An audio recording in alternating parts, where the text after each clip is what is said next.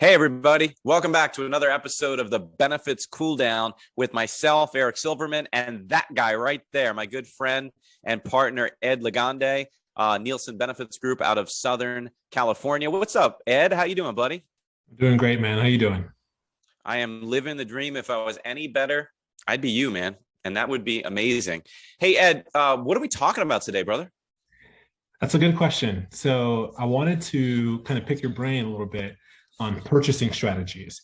So, traditionally we've had employers where they pick and choose the lines of coverages that they offer to employees, like the medical or dental, vision, life insurance, and they sponsor a good portion of that, right? And we're benchmarking different contribution strategies and things of that nature.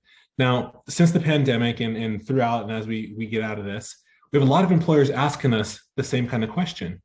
Are we making decisions on behalf of employees when we're sponsoring 90 to 100% of the medical or a certain percentage of the dental, and then offering a lot of other benefits along the way? Are we making too much of the decision for them? Should we look at different ways of contributing towards benefits to maybe just allow for more choice at the end of the day? So anyways, I thought that was a great question from some of our employers, and we're going through these things as well. So I want to get your take on it. What do you think? Yeah, so I'll give you my view. Here's my rundown on that because I see that as well. At the end of the day, a status quo traditional employer group, whether they're really small or mega size, they all typically fall in the same bucket. And that is as you just said, they'll fund most of the medical or all the medical for the employee in some capacity. They'll fund all or partial of the disability, life, dental, vision, something like that.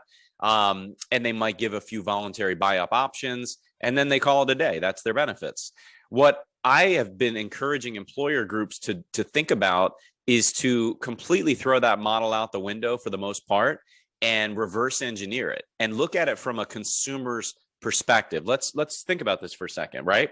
Who is the end user? That would be the employee, the actual consumer of healthcare, right? So the employer, we've talked about this in recent episodes, the employer and the HR department make these grandiose decisions with their broker, their advisor, their consultant, and oftentimes it's not communicated properly to the employees, but let alone not the employees are not educated properly about how to actually utilize the medical and all the other benefits put in place. What I say is, why not do something different, something unique, something ridiculously innovative, quite frankly, that a lot of mega companies are starting to do, and it's starting to trickle downward. And that would be what I use the marketing term, a marketing guy by trade, I use the marketing term of a shopping spree. Right? And what is a shopping spree? Somebody might call it a benefits bucket. Somebody might call it a monthly allotment of funds, an allocation of funds. The actual dictionary definition is a defined contribution. But all we're basically saying is, rather than an employer making the decision for the employee and assuming that they need, want, and actually value disability, life, dental, vision, et cetera, why not just take those funds that they're collectively spending across the employer group and divide it up amongst the employees and just give the employees those dollars to put toward benefits, whatever benefits those employees want? Who am I to judge an employee, right? At the end of the day, I'm not disagreeing that employers they have the best interests of their employees in mind. I'm not disagreeing that they should have disability in life, but every employee demographic is going to be a little bit different. A 43-year-old lady with 3 kids may not care about a benefit that a 22-year-old may care about, and vice versa, that a 57-year-old might care about. So I like to make the employees the true consumers of healthcare, and I really encourage employers to let the employees choose what's best for them after they've properly and thoroughly been educated about their benefits and where they can allocate their money. And those monies, by the way, the funds, they're use it or lose it. We're not talking about paycheck increases. They are truly use it or lose it. The employee goes over their allotment, they have a small payroll deduction. If they go under their allotment, they don't get anything back in their paycheck. What do you think?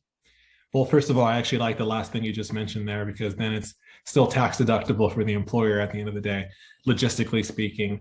But I think what I really like about this idea is the fact that employers are able to expand their benefit offering at the same time without feeling like they're overspending or needing to increase their contribution as a whole. Because just like you mentioned, you know, people are going through different life stages or maybe need things from a different perspective. You might have some people who maybe need access to childcare. That's really important to them at the end of the day.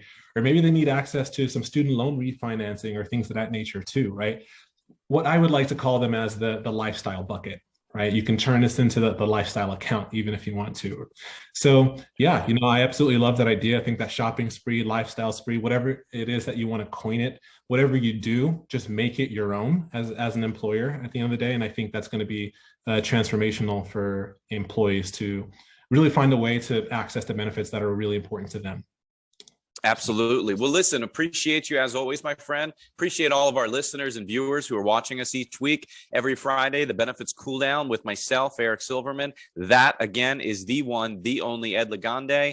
And if you have any questions, comments, thoughts, or ideas for future episodes, or you have an opinion on today's topic, please drop them in the comments section below. Thanks, everybody, and we'll see you next Friday.